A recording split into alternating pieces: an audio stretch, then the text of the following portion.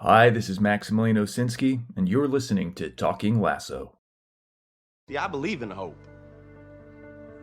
I believe in belief. Honey, is that an ingredient or is that something you're just calling me right now? Ingredient. Shoot, I was kind of hoping it was the other one. How worried are you about the threat of relegation? Well, Lloyd, right now I'm mostly concerned with the definition of relegation. Congrats. You both just met a cool person. On three. 1, 2, 3. Come on, Richmond!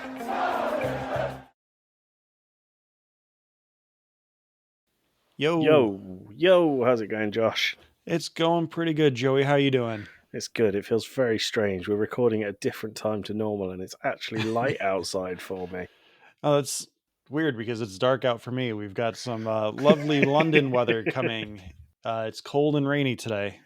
Lovely London weather. Well, I'm not London. I'm about an hour and a half north of London, but we've got lovely weather. I'm going to spend the rest of the day in the garden with a beer when I'm done here.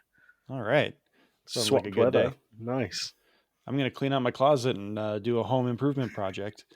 Cleaning out your closet. I thought you were going to say, get rid of some mental demons that you've got going on, but I'm glad it's a bit more lighthearted than that.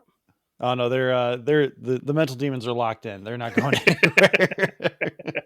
That's what helps keep you creative, surely. Sure. So, Josh, let's do the thing that we always forget to do. Oh, geez, what could that be? Spoiler warnings.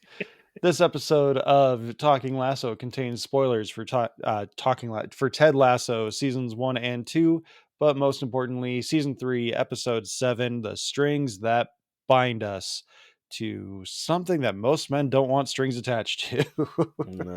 No strings attached would be ideal when it comes to what happens here.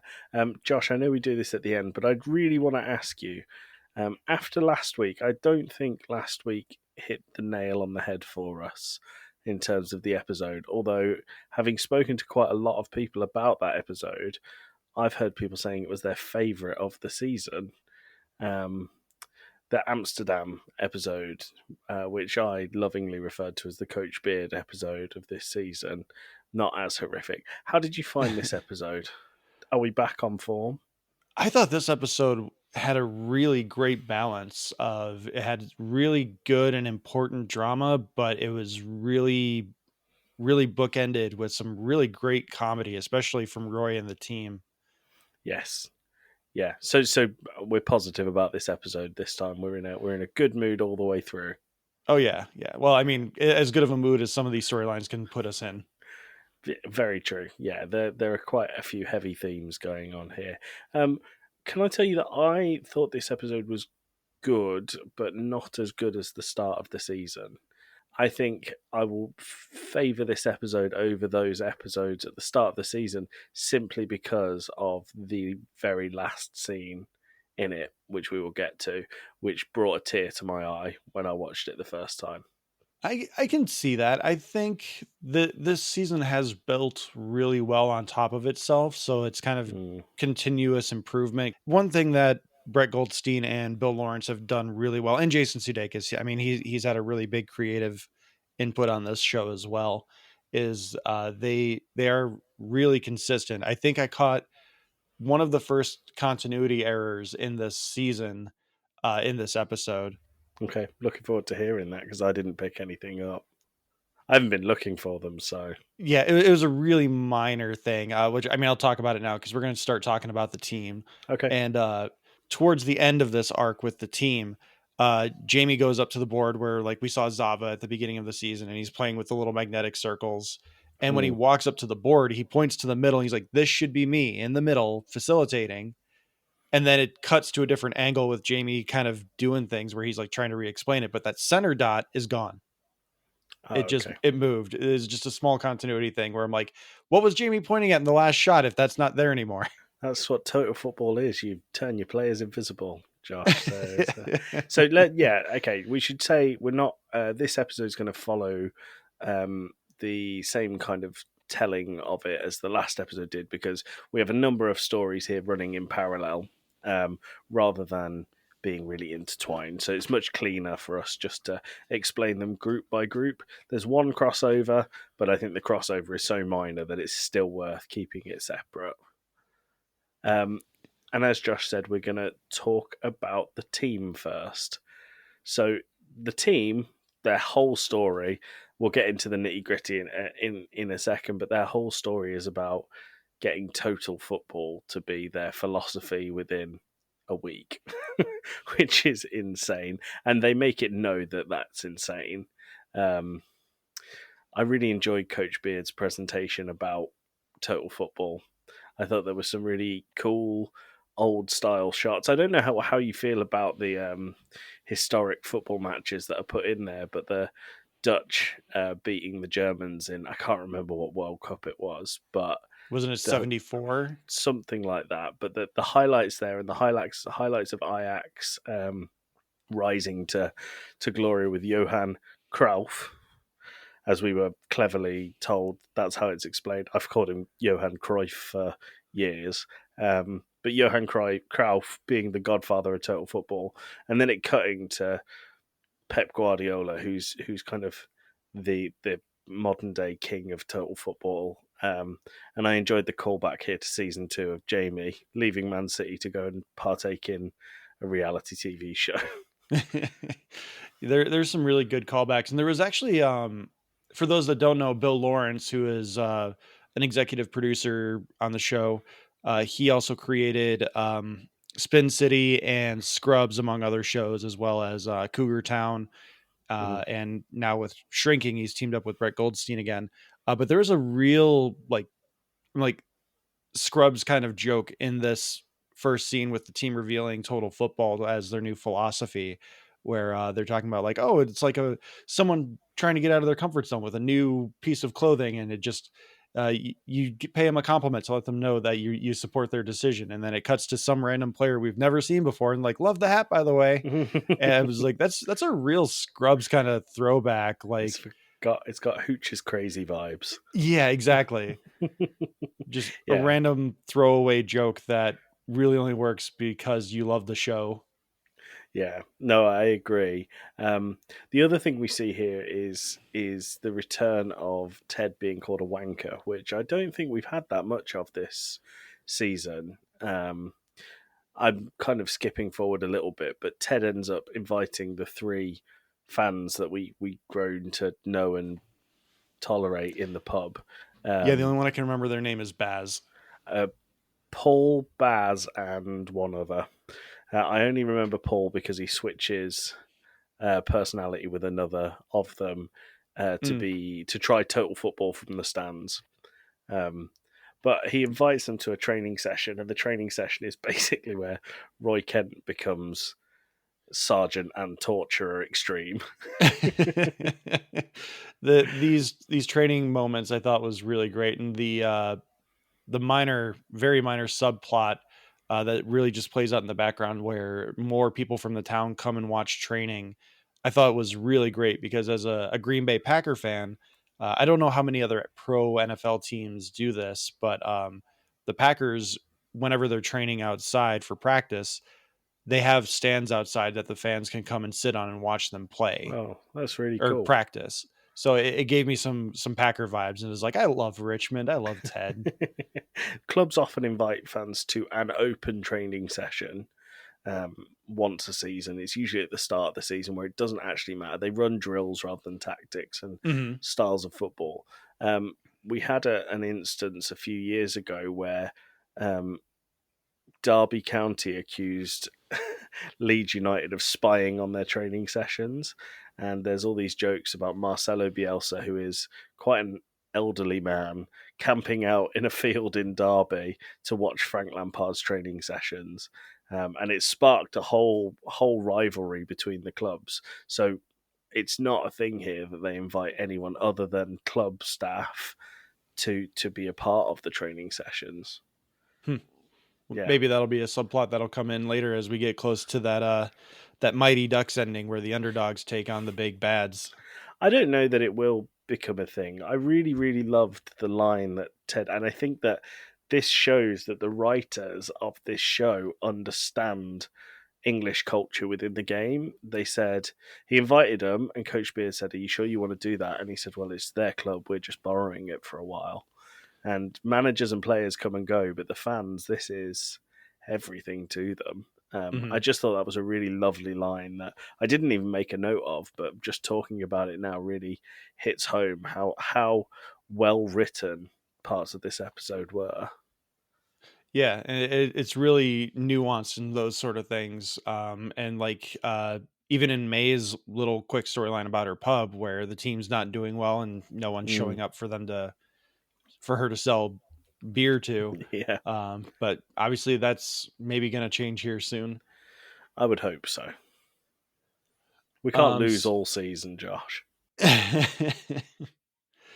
So the next bit of training that we see where they are tied together to well, actually the first thing, which is they get players to switch positions, because the idea with total football is positions kind of become pointless because you're always going to be moving and shifting.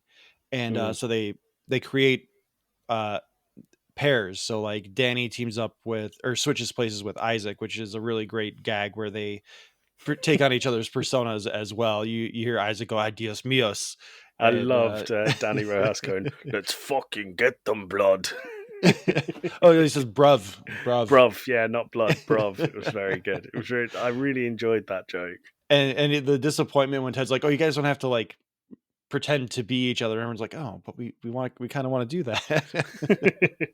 The only thing I didn't think was great in that section of training, when Ted says to Isaac, "Go and take the corner," and he says, "I've never taken a corner before," and then he says, "Well, take it, just kick it and see what happens."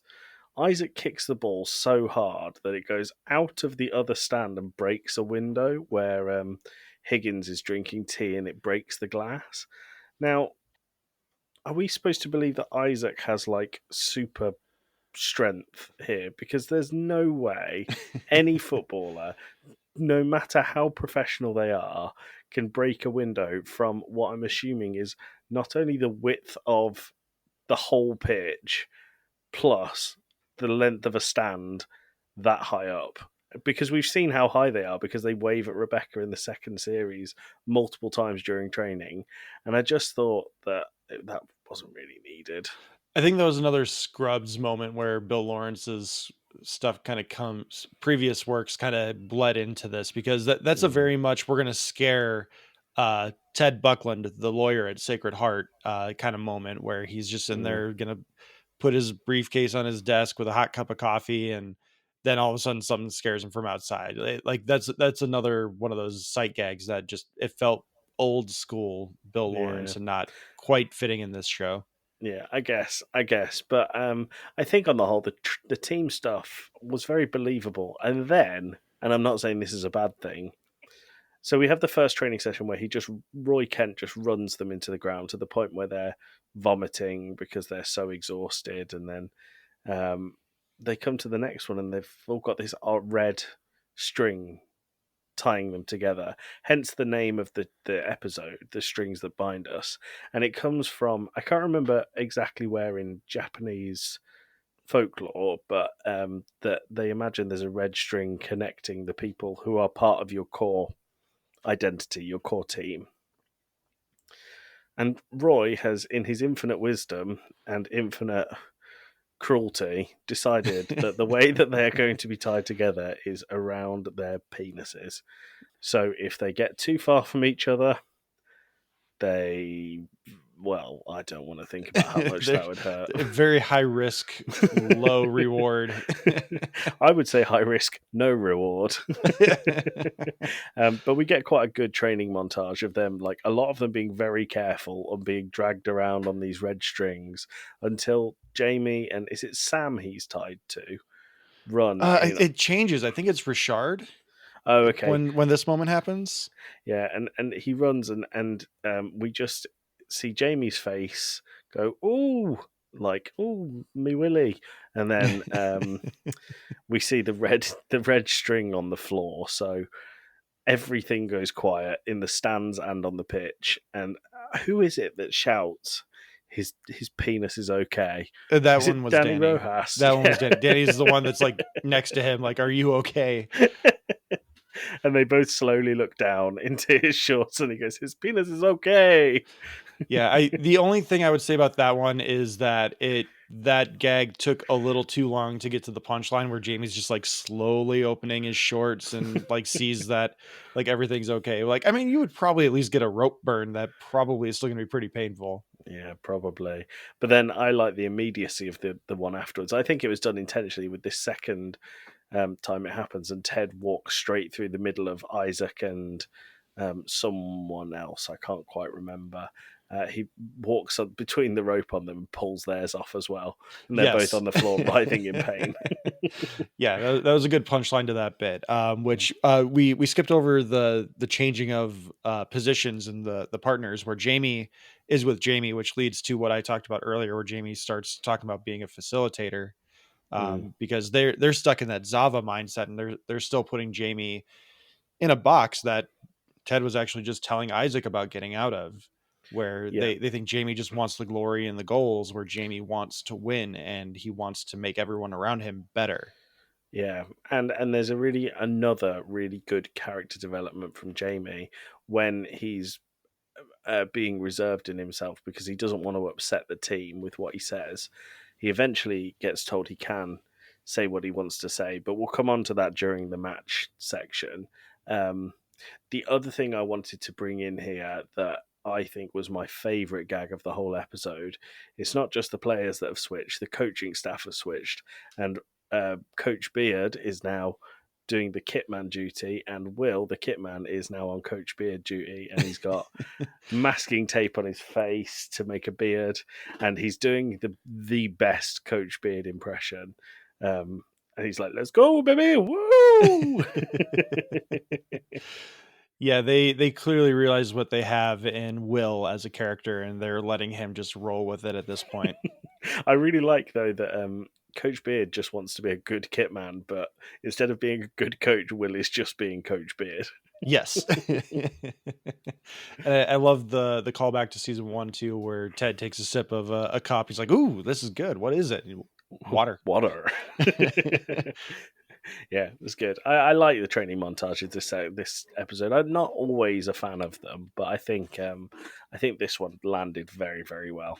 Yeah, and we get a little bit of a misdirect before we head into the match, where after the week of training, where the team has been really diving into total football, Will drops a water bottle, and it gets kicked around the team. They pass it with like flawlessly, effortlessly, and they ended up putting it back into Will's carrying kit that he has with all the water bottles, with the and, Great Escape music behind it as well. That was good.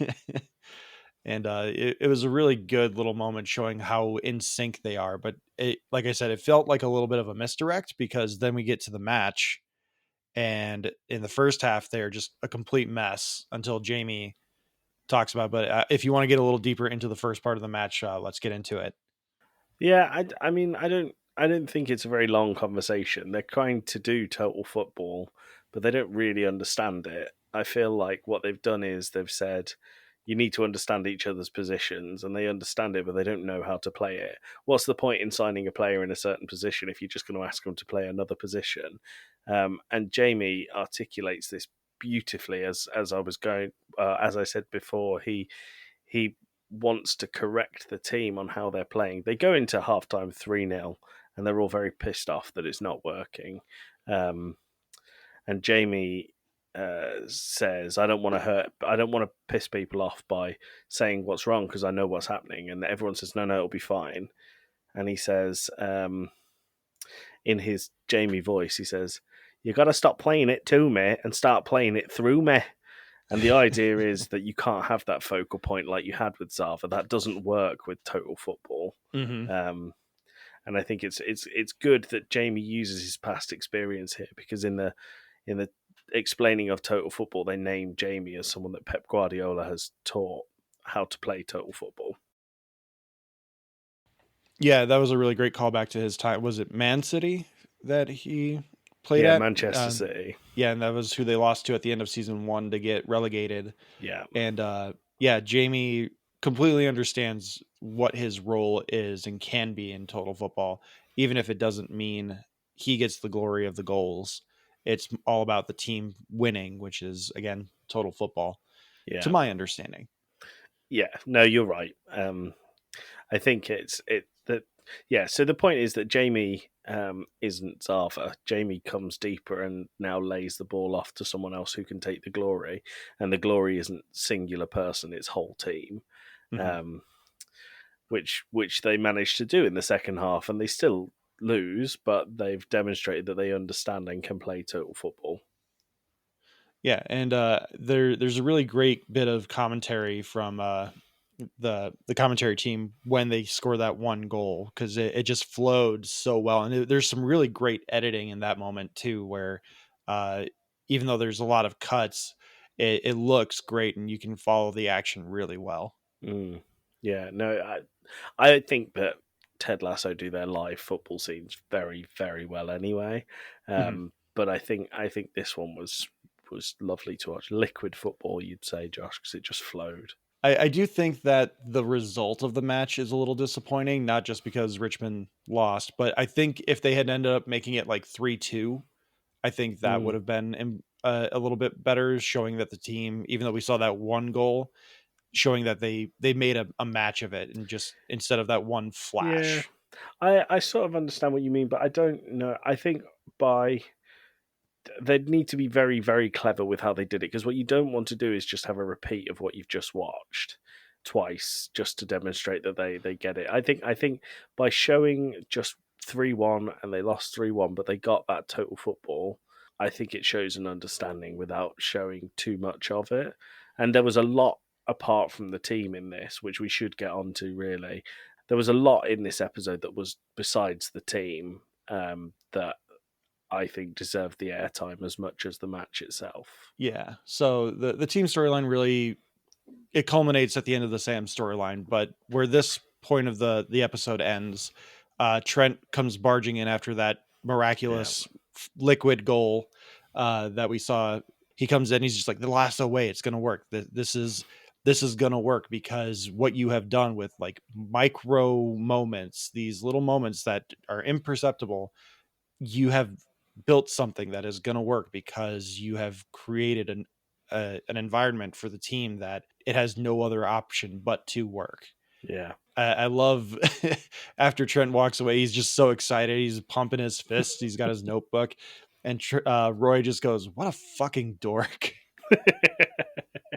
Yeah. Which we didn't even talk about Roy. Roy having all of these lassoisms, and he's openly acknowledging them, but also like, I hate what you've done to me. I think really quickly, let's go through Roy here, because there's a couple of things I thought were really funny in this. In the very first scene where they're talking about how, the very first scene that we spoke about, where they're revealing total football, everyone's like, "Oh, we can't play that. There's no way we can play that." And Roy comes in and goes, "No, it's okay. We'll get it. We'll train on it, and in a few months we'll be able to do this." And Ted turns around and says, "No, we're going to play this way against Arsenal at the weekend." And Roy turns completely deadpan and goes, "That is fucking mental," which was good. And then every time we had anything like sadistic from Roy, like the strings around the knobs, you could just see him laughing in the background to himself. And I think it's the happiest we've seen Roy in all three series. Brett Goldstein did a great performance here. So let's burn through these two middle storylines. I believe the term would be B plots for these two. Let's start with Nate. Basically, we continue to soften Nate. He's trying to ask out Jade for a real date, but she's not working. He has a dinner with his family because I believe it's his sister's birthday. Yeah, that's right. And we meet the niece that he builds these boxes with, that we see in the first season, and then they've made one for his sister in this episode. I think if you're listening to this and you haven't watched Ted Lasso, that the boxes are like shoe boxes, but they're very intricate and they pop up and they have different elements to them. And this one, for example, was a happy birthday mum for the niece's mother. And it comes into play in a little bit because we find out that Nate's dad, who is really harsh on Nate the whole way through, he's very like, men must be men and yada, yada, yada. We find out that he is a big old softy, or was a big old softy when he met Nate's mum. Josh, do you want to explain the map? So, like we learned in season 1, Ted's dad is a cartographer because he measures distances, and Nate early on in the series makes a joke that his dad used to joke that he's like 0.0034 miles tall, and so in order to court Nate's mom and when they were in university together, he had a world map where he laid out where we were born, so many miles apart, where we grew up so many miles apart. Like he's in India, his mom's in England, and then where we live on university, where we'll be on Friday night, hopefully, and it's like 10 feet apart or 5 feet apart. And it was his way of asking Nate's mom out, and it's revealed that his dad has this sentimental, romantic side, and before that, it's revealed that it's a big secret that Nate should not be able to see this because his dad would have a fit. And his dad actually says a line because they're left alone for a moment because Nate's dad, his brother-in-law, and his niece go out for ice cream because his sister asks what Nate's dad would consider an inappropriate question about how much tail Nate is getting. Like, oh, you're the hottest coach in football, and tell me you're hooking up with someone every day or something along those yeah. lines. And Nate's dad walks away with like, oh, let's leave him to the girl talk. Yeah. And I was like, oh, that's not nice. I think it was more than that. I don't think he said girl talk. I said he says let's let the girls talk, which is even worse in a way. I think it was but I think it's a very key point that needs to be made that was the kind of language that he used, and that's how he saw Nate. Yeah. So Nate talks to his sister and his mom about like, how do you know if a girl likes you? And there's a good running joke, even with like Siri says you can't, and his mom and his sister say the same thing, you can't. And so Nate decides he's just going to go and ask her out. He goes back to A Taste of Athens, sees Jade. He has a little bit of a panic attack, so he runs into the bathroom, which I thought this was a really nice moment where he goes to the same stall where he had started doing his spitting thing after getting that talk from Rebecca and Keeley.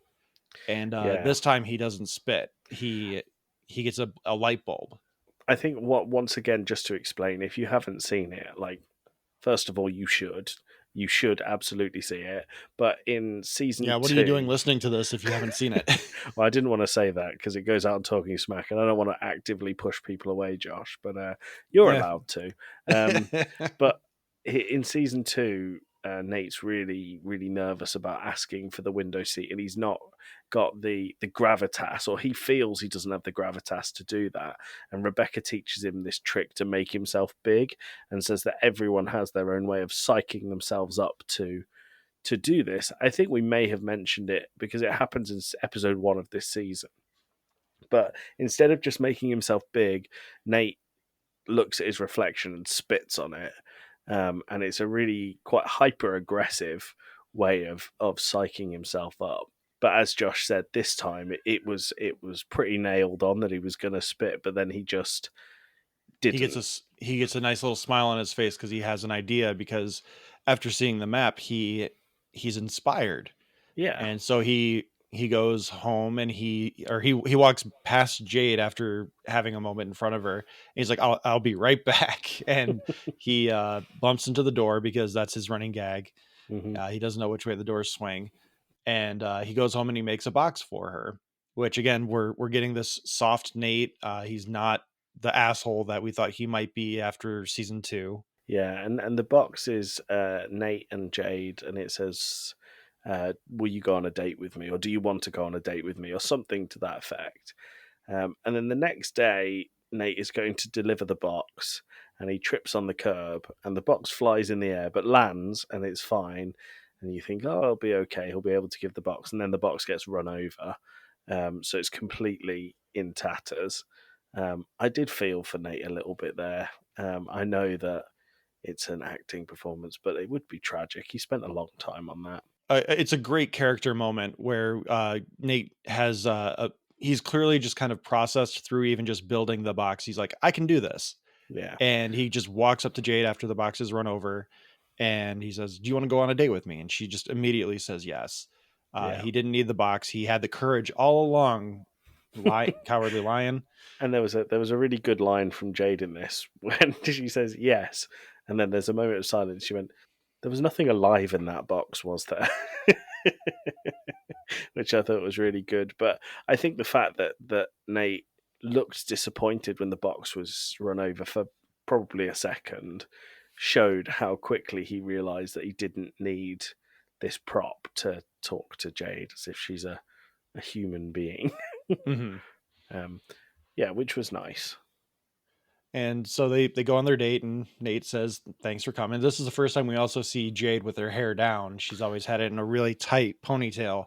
Yeah. And she's here and he's just like, oh, thanks for coming. And she's like, oh, you weren't expecting me? And it was a nice little moment, which again, just how they're handling this Nate storyline and making sure the audience does not hate him after season 2 is just fantastic.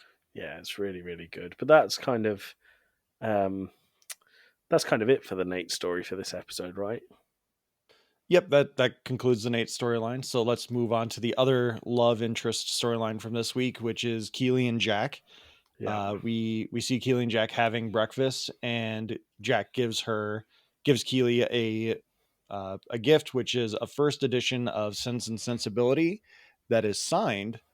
And Jack has also defaced it with saying, "You go, girl," or "Keeley, go get it," something to that effect. It was "You go, girl," because she says, Keeley says, "Did you really ruin this priceless artifact for me?" And she says, 1, it wasn't priceless; it was very expensive. 2, I get very jealous and I don't want you regifting it. And 3, that wasn't me. She really wanted you to go. You go, girl. Which I thought was quite a nice line. I have to admit, I'm not mad. I'm growing less and less fond of this story of Jack and Keeley, and I really think it's because I want Keeley to end up back with Roy, but I don't think it's going to happen. But this whole story to me is all about Keeley explaining to Jack that she's not with her for the riches and the gifts, because we explained. Sorry, I should say, throughout this whole thing, Jack has been gifting Keeley some very expensive, very, very expensive things and these mad romantic gestures and filling her office with flowers. And there's a point where she announces announces their relationship to the whole office. And Rebecca describes it as love bombing and explains that it's exactly what Rupert did to her when they first started going out. I hope they're not sending Jack down a Rupert line, but I also don't think that I would like to see much more of Keeley and Jack. I don't know how you feel about it. I was hoping it would be a little different because it seems like Rebecca's just maybe inadvertently getting into Keeley's head, but Jack also has a few sprinkles here and there where she's like, I get jealous, I get possessive. So I am curious to see what they're gonna do, but they definitely seem like they're planting seeds for their eventual breakup with this episode. Yeah, but what we should say is, I don't think the beats in this story are important individually. I think as a collective, like I said, the point in this story is that Jack buys her lots of gifts, and Keeley doesn't really want that. And the last beat in this story is that Keeley says that she doesn't want all these gifts. She's not with her for the gifts. She wants to be able to spoil her as well sometimes. Like I said, I feel like there was a lot of screen time here, but not a lot of story progression with them. And I think they did it right because you needed to understand that she was showering her with gifts rather than being told that. But like I said, I don't think it got very far with the episode. Yeah, and I think the main thing that they're setting up here with this episode and the storyline right now is that Keeley either has doubts or they are setting up Jack to be a Rupert style love interest where maybe she's not going to be cheating, but she's going to be possessive. Yeah. Could happen. Right, Josh. This is the story. This is the story that I think makes this episode more memorable than others within the series. Mm-hmm. Let's talk about Sam. So, Sam, a large part of this story revolves around the restaurant he opened earlier in this season, Ola's. Ola's? Ola's, great. And the first time we see Sam, he comes into the restaurant and he's making sure everything's perfect. He's trying to book a table for a very important person. And that turns out that person is his dad, who we've had quite a lot of mention of in the last season with the Dubai Air thing where they were ruining parts of Nigeria where Sam is from. And his dad was a big influence on the way that he felt with that sponsorship deal with Richmond. So it's clear that Sam has a massive respect for his dad and wants to make this restaurant like absolutely perfect for him, because the one thing that he can pick out that isn't perfect is the spoons. And Simi, his friend, who I have to say, there's a few moments in this story where Simi's acting is just some of the best in the episode. Mm-hmm. She says, if people love the food, they're not going to care about the spoons. And I thought that was a really lovely sentiment for the head chef of this restaurant, because she's so pissed off with everything else that's going on around her. Yeah, there's some really great stuff there, and it also shows that Sam's not opening this thing with the biggest budget. Yeah. So like the fact that the silverware doesn't match is a cost saving idea more than it is just like we just bought spoons. Everything else is gonna be perfect, but Yeah. it's a really good subtext to what Sam's doing with this restaurant. It gives the audience the idea of how much money Sam is putting into this and how it's not gonna be like the most perfect restaurant as far as presentation and everything else, but the food is what you're coming for in the experience. Yeah, and I think they really hammer that home in the last scene of this, but we'll get to that shortly. The thing that Simi is pissed off with at the start of this episode is something that is a bit reflective of something that happened quite recently in the UK, in that refugees are trying to cross the channel to get to the UK, and the Home Secretary, I've got her name written down here because I actually didn't think it. So her name is Brinda Barrow, and I think she's loosely based on Priti Patel, the real Home Secretary at the moment. And she says Britain is closed or Britain is not open, something along those lines. And all of the staff at Ola's are very pissed off about it, rightly so, I'd like to say. But Sam decides that the best thing to do is to educate Brinda Barrow and tweets her. And I can't remember the exact wording of the tweet. I don't know if you've got it in your notes, Josh. I don't. It's basically he's just disappointed that Yeah. she's taking such a hard stance. Yeah. And I know that you've got stuff on her response, but I think this is reflective of something else that happened in real life. I think this is a footballer versus politician situation that we saw with Marcus Rashford during the early stages of lockdown with COVID. There was a lot of families that were very worried about how their children are going to be fed. And part of the UK education system is if you're a low-income household, you get free school meals. And with schools being shut down, there were kids that were going hungry because the families couldn't afford what the added cost where the free school meal would cover it. The government doubled down and said they're not going to change this. They're just gonna keep it as it is. And Marcus Rashford used his place within culture to speak out and be really, really vocal that free school meals should be free while schools are closed. And he managed to get millions of children fed during that time, which I think they were trying to reflect a little bit here with Sam tweeting his disapproval of Brinda Barrow, because the Marcus Rashford thing was done so publicly on Twitter, with similar responses to how Brinda gets back to him. But the next thing is important because Brynda tweets back and dismisses everything he says and says, "Footballer, you should shut up and dribble." And I didn't know about this before. I didn't know about that wording.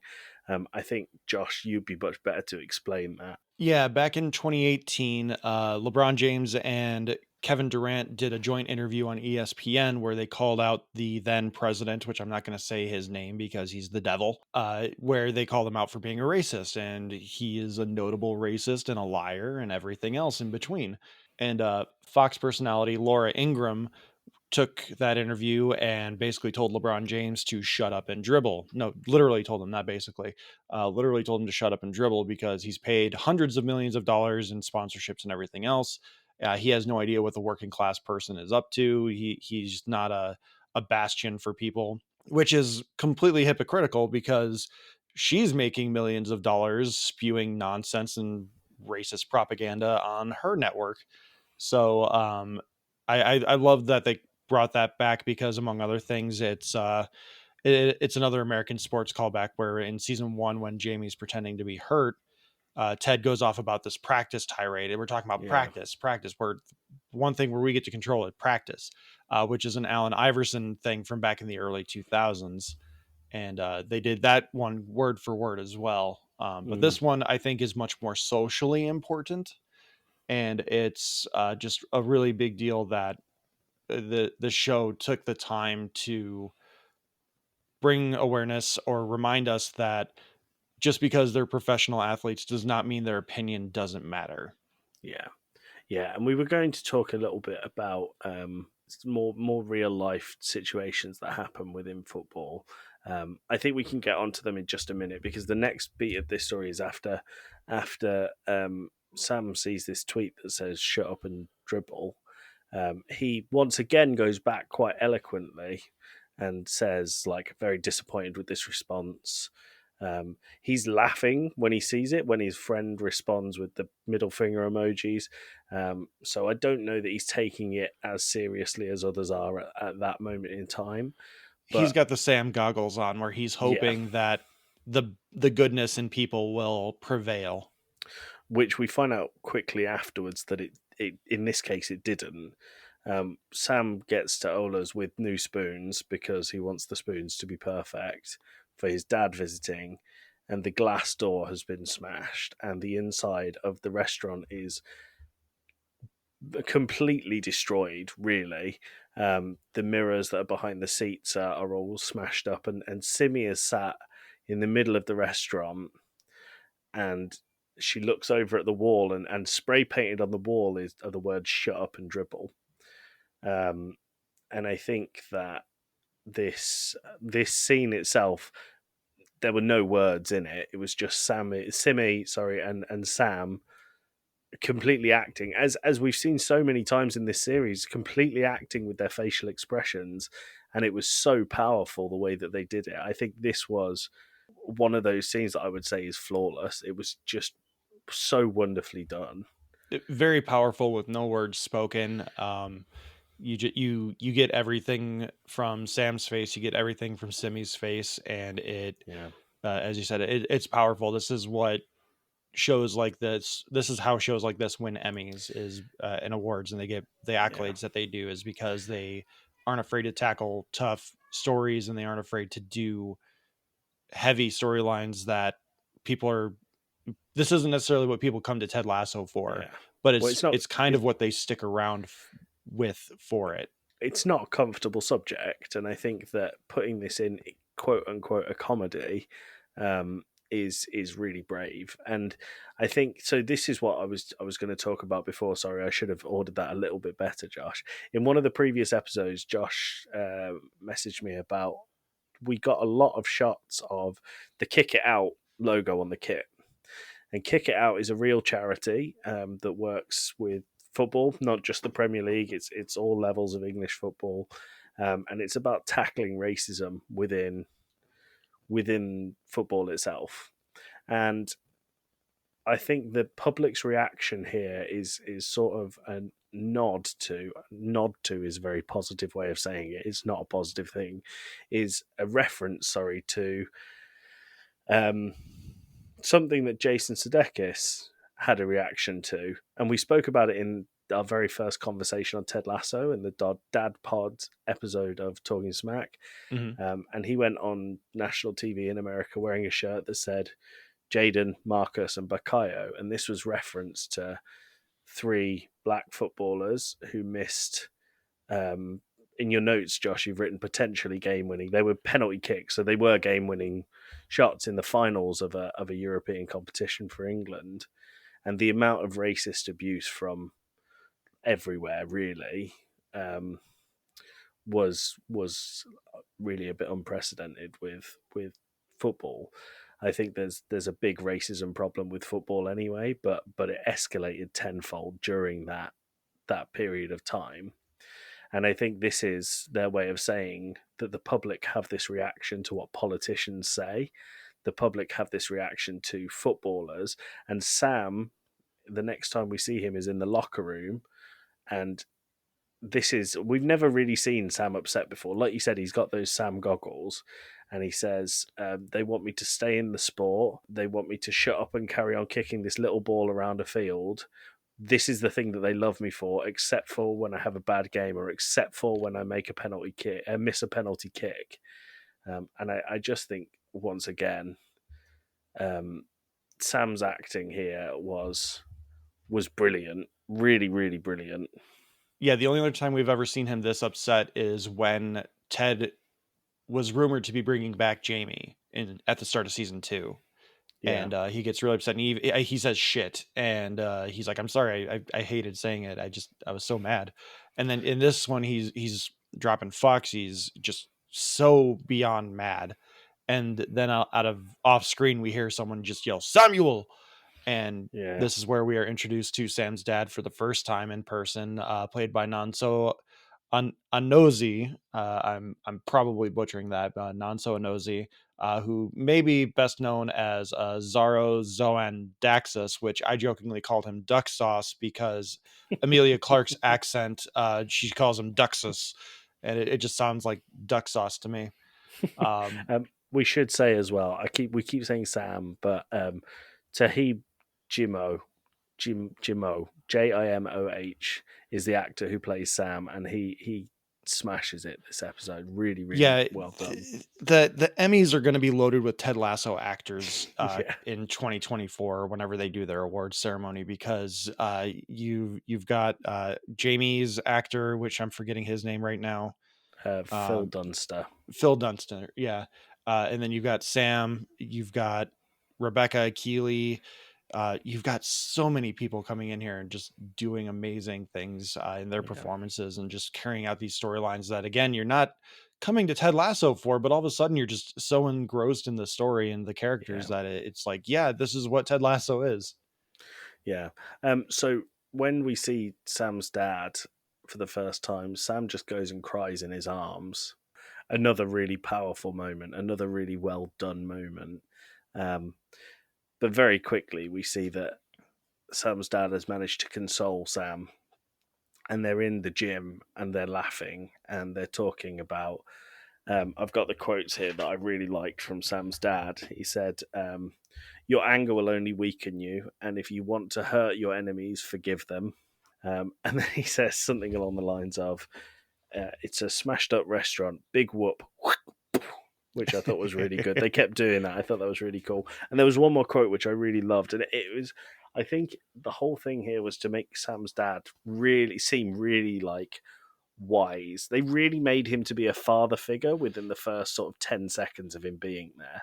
Yeah, he's lived through all this sort of stuff. He knows how to deal with it and still maintain your own self-worth.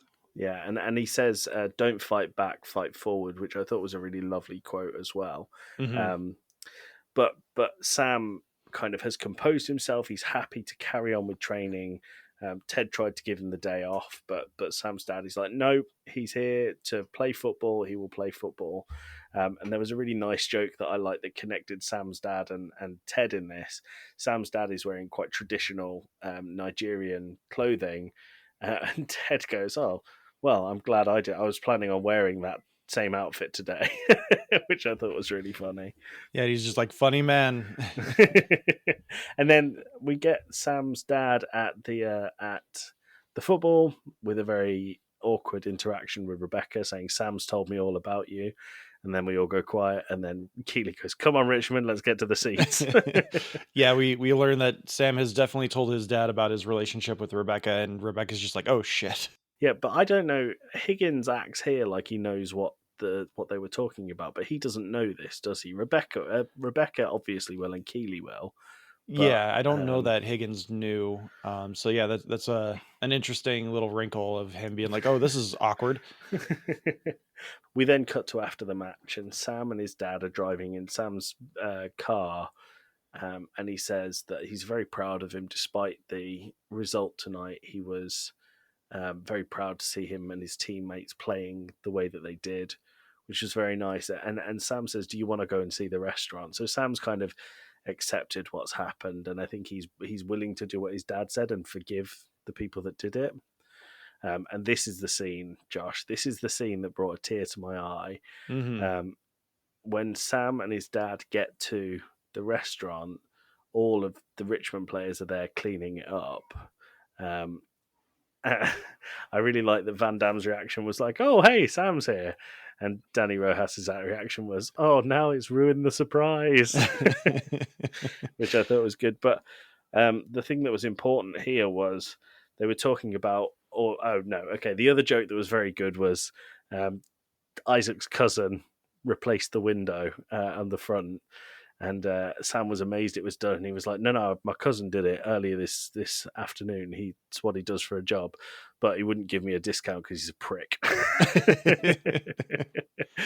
which was really good. But the Simi says we're going to replace the mirrors behind the chairs. There was a reason that I was very specific that they broke the mirrors behind the chairs in the restaurant. And Sam says, "No, don't replace them. Let's leave it as a reminder of the past." And I think that was a really lovely moment from Sam. Really, really good moment, really strong imagery, because Yeah. anyone who comes in there now, there's a story to tell behind those broken mirrors. And it's just a really strong moment where Sam, he's forgiving, but he's not forgetting. Yeah, definitely. It's also revealed that Ola is his dad's name, and the restaurant is named after his dad, which I've got your notes here. I agree with you. I think that this was always implied, right? Yeah, But they act like it's a big it's reveal. Yeah, they definitely go through the whole shtick of like, "Oh, his dad's name is Ola. That makes so much sense." But like, I always thought that was implied. But like the acting from Nanzo here is really good, because he's clearly just like so taken aback by his son naming his restaurant after him. Yeah. Yeah, it was good. And then they have a nice kind of classic Ted Lasso ending of Ola and Sam and Simi just having a good time and cooking, and all of the Richmond players being very together and eating at the restaurant when it's all kind of in a usable state. Yeah, just fantastic. So Joey, how would you rate this episode? Well, like I said at the start, I think if you didn't include that last sequence and the acting within it, I would probably say it's a 7 out of 10. But I feel like that last sequence has bumped it up a whole point for me. I think an 8 out of 10, particularly for Sam, Simi, and Ola's performances, just absolutely brilliant. Yeah, I enjoyed it a lot. How about you? I think this is the first time where you and I have differed on a score. I am gonna give this a 9.5 out of 10. I absolutely loved this episode. Like I said at the start, it has a really great balance of comedy and drama. If I had to take a storyline out, I would probably take the Keeley and Jack stuff out. I would too. I think there's a way you can sprinkle in some of that stuff later on without having to extend this episode to another hour-long episode. I really love the Nate stuff. I like that maybe we're setting up something where he and his dad can have a moment of father-son pride, because Nate's obviously still looking for that father figure, which we aren't getting a lot of Rupert stuff in there. No. But I think there's going to be something where his dad's going to say something to the effect of like, "I liked you better when you were at Richmond. I don't like this person you're becoming."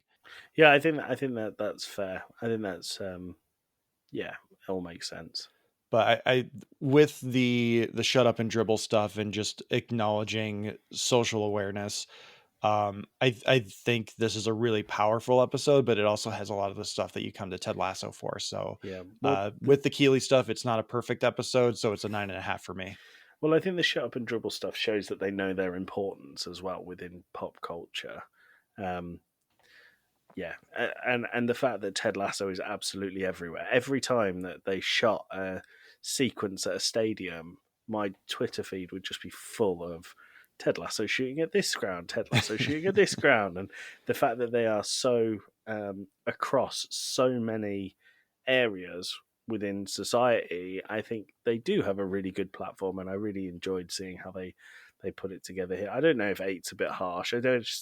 I feel like a few things missed the mark with me, and I'm really, like I said, I'm really not enjoying the Keeley storyline at the moment. So Yeah, I definitely can understand that, which is, like I said, I that's for me, that's where it's not a perfect episode. okay, But fair let's enough. let's move on into my quiz. Your quiz. Okay, I've gone for something slightly different this time, Josh.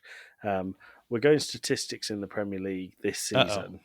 But I'm not going to ask you to name players. So I've got 4 questions for you about this season and 1 question about the Premier League in general. So the tallest player in the Premier League this season is a goalkeeper for Tottenham Hotspur, Dan from Casting Views' club. Shout out there. So, how tall is Fraser Forster? I'm gonna go 6'9", or as you Brits like to say, 4 stone. I've got a story about that in a little bit. I'll tell you after the quiz, which is really funny. He's 6'7", so you were close. Okay. I'll give you half a point for that. All right.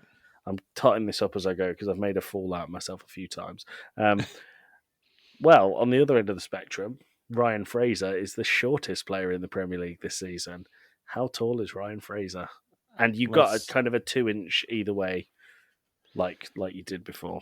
Let's say he's 5'4". Josh, bang on the money. There's a full point for you. Ryan Fraser is 5'4". All right. And he's an attacker, so he often comes up against players who are 6'5", 6'6". So sucks to be him. Okay. The oldest player in the Premier League, and I've got this down to days, but I'll let you have. Let's do years. If you get the year right, you'll get the point. Let's go 46. 46. Okay, so it's Thiago Silva from Chelsea, and you are 9 years out. He's 37 years old. That's the oldest? So that's the oldest this season. I think the Dang. oldest overall is 43. Something along those lines. I think it's Teddy Sheringham. Man, you guys need to. Hockey players play well into their 40s if they can stay healthy. Yeah, well, I think. Yeah, I was going to say, well, it's quite a physically demanding sport, as if hockey wasn't. I'll retract that. So I'm guessing you know where this is going. The youngest player is a player called Ethan Nwaneri from Arsenal. How old was he when he made his debut? I'm gonna say 16 and a half. He was 15 and 5 days playing against adults. So that's just nuts. Crazy. And then the final one this week, Alan Shearer is the record holder for the most goals in Premier League history. How many goals did he score? Okay, so and I'll give you sort of 10 either side. In hockey, it's impressive if you can get like 40 goals in a season, and if you hit 60, that's like top marks. You play 38 games throughout the Premier League. Yep. So let's say 30. No, sorry, this is over the whole course of his career. Over the whole course of his career. Yeah. Okay. So he's how many goals did he score in the Premier League? Let's say 450. You'll be disappointed to know that it was 260 goals. Jeez. So I think 20 goals in a season is considered a very good season in football. So, Josh, you got 1.5 this week. half as well as last Congratulations. week when I was literally, we were just pressed against the wall and I was like, this. I was thinking too much again, comparing other Okay. things. Well, I think anything more than. Well, this was a very difficult one because it's based on very current stats. I know if I asked you the tallest ever player in the Premier League, you would obviously be able to tell me that was Costel Pantilimon at 6'9". Yeah, definitely. Yeah, which is what you were expecting. So maybe next time I'll make it non-year specific. I do have a mad story for you this week, but I will keep it very, very quick because I know we've just hit that hour mark. And I want to take you back to the year of 2012, Josh. Everyone thought the Mayans predicted we were all going to die. I was in my 2012 was a great year for me. I met my wife. The Avengers came out. It was a good year. I was in my second year of university, and it was the first year I actually enjoyed and watched football. It was also the first year that Manchester City won the Premier League.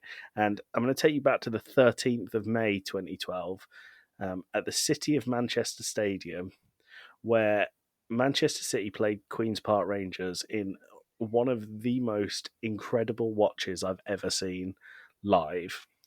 So, Queen's Park Rangers are a team from London. They were away at Manchester City. If they lost, there was a very good chance that they would get relegated to the second division. If Manchester City didn't win, there's a very good chance that they would lose their title to their biggest rivals, Manchester United. Manchester United were playing Sunderland away, and they had won 2-0. So Manchester City needed to win to become champions. In the first half, Queen's Park Rangers scored 2 goals, and it looked absolutely bleak for Manchester City. They came out in the second half, and one of the biggest catalysts to this going well for them is Queen's Park Rangers captain Joey Barton decided to, I don't know what happened, see red, elbow a player in the face, knee another player in the back, headbutt another player, and then attempt to attack your friend and mine, Mario Balotelli, from an earlier episode whilst on the pitch. He was then escorted down the tunnel by Manchester City right back and former teammate of his, Micah Richards, so that he could carry on the game. Manchester City pulled one back. I think it was in the 70th, around the 70th minute, but it didn't look good for them.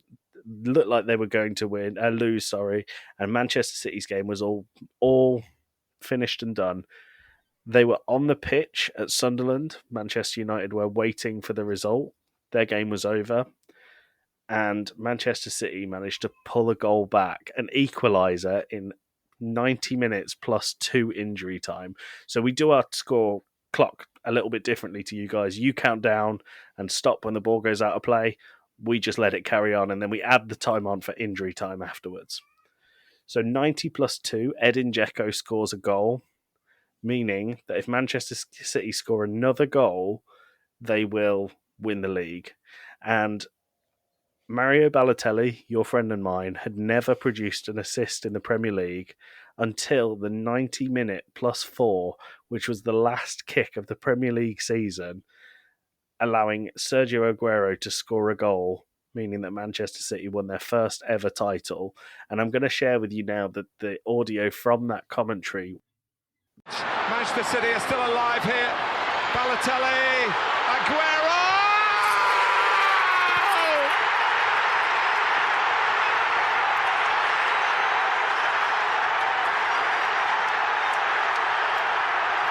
I swear you'll never see anything like this ever again. So watch it, drink it in. They've just heard the news at the Stadium of Light. 2 goals in added time for Manchester City to snatch the title away from Manchester United. Stupendous! 11 years later, gives me chills when I listen to it. And Josh, I'll send you the video because the stadium that they're in is literally shaking because the fans are going so crazy. And that started Manchester City's kind of current era of dominance that they are still in. So that was the story of Manchester City's last ever goal and the Sergio Aguero goal to clinch the title in 2012. Very cool. The biggest broadcaster of the Premier League is Sky Sports here, and there's a saying where Sky Sports openly say this, and a lot of people will call this. They will call Arsenal, Manchester City, Manchester United, Tottenham, Chelsea, and who am I forgetting there? There's another Liverpool, the Big Six, and they're referred to as the Big Six because they always win the top 6 places Because they have the most money. They spend the most money. In some places, they spend it very wisely. In some places, they don't. But Manchester City have consistently, since their owner changed and they have the most money, have breached financial fair play laws to the point where they've had sanctions across Europe. They've had sanctions in the Premier League. They're currently undergoing a massive thing where they have overspent what they're allowed from 2012. So I'm not in huge favour of it, but the moment that I just described was so incredible on the pitch that I think I'm willing to overlook it for 2012 and 2012 alone. It doesn't help that their owner is a guy called Sheikh Mansour. He's oil rich and has kind of paved the way for some not so good people to become owners within the Premier League. Like Newcastle have very recently been taken over by a Saudi Arabian firm, and their human rights records are absolutely horrific. And I think that they're the people that can afford to run these clubs. So we're going to see more of it, unfortunately. But it was kind of set up and driven quite a lot by Manchester City. And I should say that it's only Manchester City and Newcastle that I think their owners have sketchy human rights records, but I can see it becoming more and more of a thing in the near to medium future. So not a positive thing for me is the long and short of it. Plus, it means my team have less of a chance of winning anything. Our team. Sorry, our team, up the Villa. With that positive note, let's get out of here. You can obviously follow the podcast, Talking Lasso and Talking Smack on Twitter at Talking Smack Pod. We're also on Hive Social, Post News, Facebook. We did start an Instagram, which I'm trying to learn. Eventually, I'd like to get into TikTok, but I'm a boomer at heart, and I don't know what the TikToks is. So we're trying to grow other things. But thanks everyone so much for listening to Talking Lasso and joining in on the conversation with us. We had a listener comment, which, I mean, we can just edit this out. Is this telling me the reason that Wham was being played when that supermodel? That enlightened me. Thank you for the comment. I appreciate it. Yeah, new listener to Talking Smack, Stevie Mac. He's listening to our Signs episode earlier in the week. He said, just listening to this episode today, Anastasia's friends are listening to Wham as a Zoolander reference, or at least that's how Stevie Mac took it. Haven't been able to confirm or dispute that, so I'm going to take him at his word. He also says, does anyone else think Trent's long ball suggestion is going to be relevant later? I would love to think that it is, but I don't think it will be. I think long ball and total football are the literal opposite philosophies. So I think that it was dismissed then and probably won't be brought back now. I could see it coming back as like an antithesis to Nate. Like maybe Nate decides to have some kind of defensive scheme that's going to neutralize it, and then they play long ball to win. Or Nate plays long ball. There you go. Yeah, it could come back one way or another. But I do think it'll come back because it seems like a storytelling mechanic that would make sense in some form. Yeah. But thank you to Twitter listener Stevie Mac IC. Stevie Mac talking smack. That's just aesthetically pleasing. And you can email us at tsmackpod@gmail.com. Don't forget to join our Discord, join in on the conversation there if you feel so inclined. We have a Ted Lasso sub category in our TV spot. And Joey, where can people find you?